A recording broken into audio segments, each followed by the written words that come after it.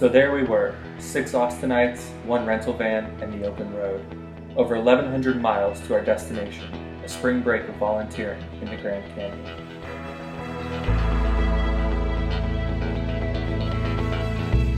Our first night led us to Caballo Lake State Park in New Mexico, and to some group bonding and relaxation in a beautiful place. The landscape was stunning, but only a taste of what was to come. We soaked it in, knowing it was only a stop along the way.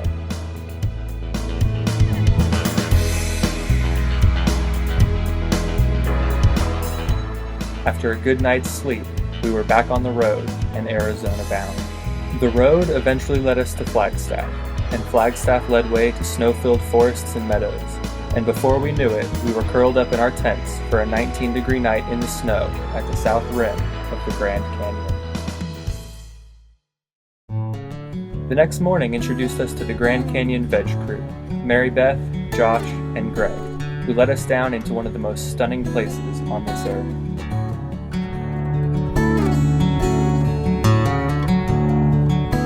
The snowy trails and canyon walls are surely sights to never be forgotten. As our descent continued, ice-covered trails gave way to mud, and then to rock. As we ventured deeper into this majestic place, the scale of the canyon truly began to set in.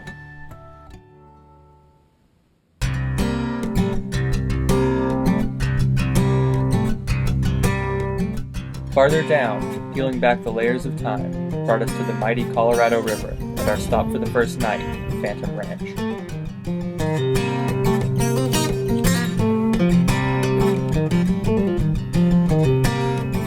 We had all made it safely down, but were quickly reminded that this was, in fact, the wilderness.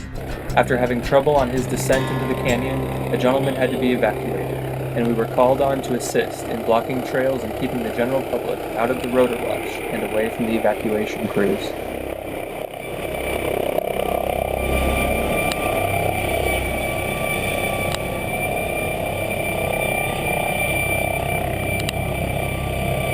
After a quick loading, the helicopter was off again, and we kicked back for the night and enjoyed some friendly park staff company and prepared ourselves for the next day.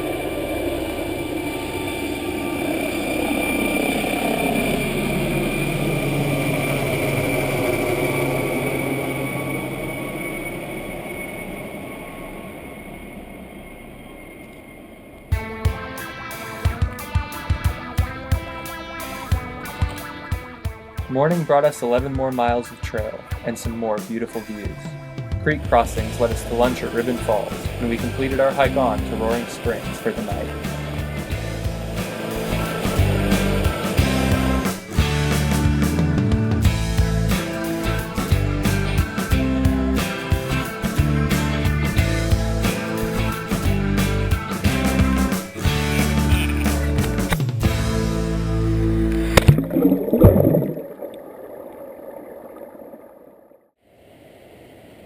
And then, work.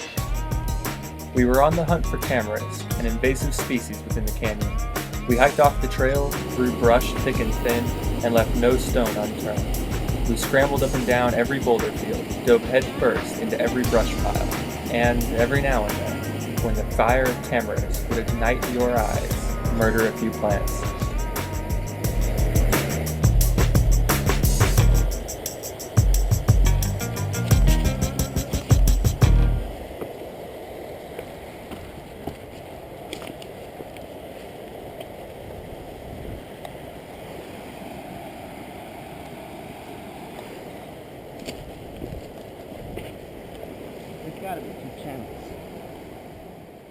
Long stretches of nothing led to frustrations and a deeper drive to kill this plant, wherever it was.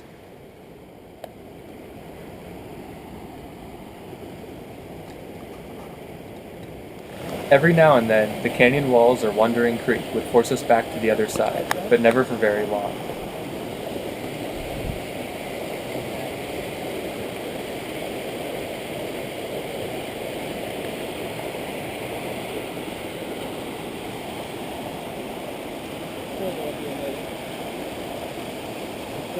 And then we would find it.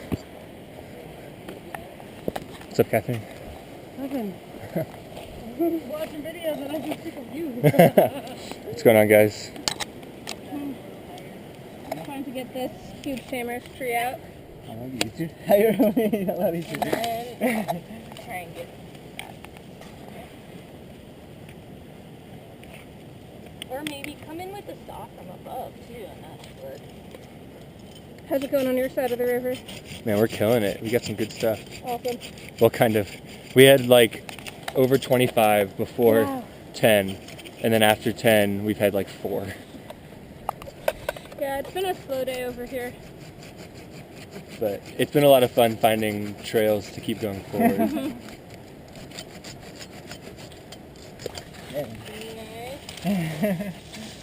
All right. Nice job, guys.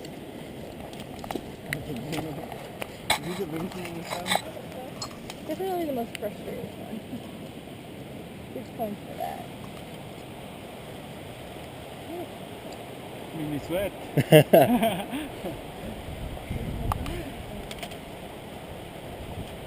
Cool. Going to the tree, it's probably easiest.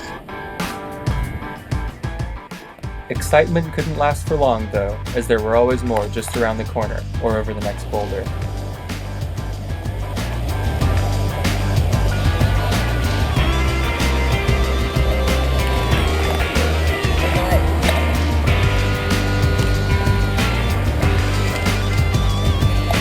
Nice.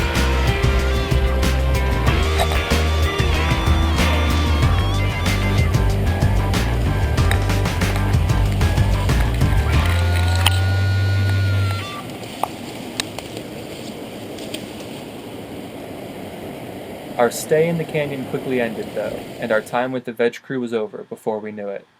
Our hike to the rim was bittersweet, and we all knew we would soon be heading our separate ways.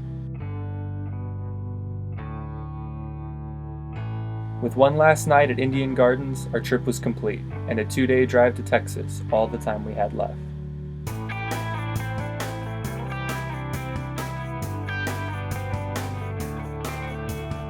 Strangers became friends, lessons were learned, and experiences had. The work we did for the canyon that week was more rewarding than any spring break we could have had anywhere else.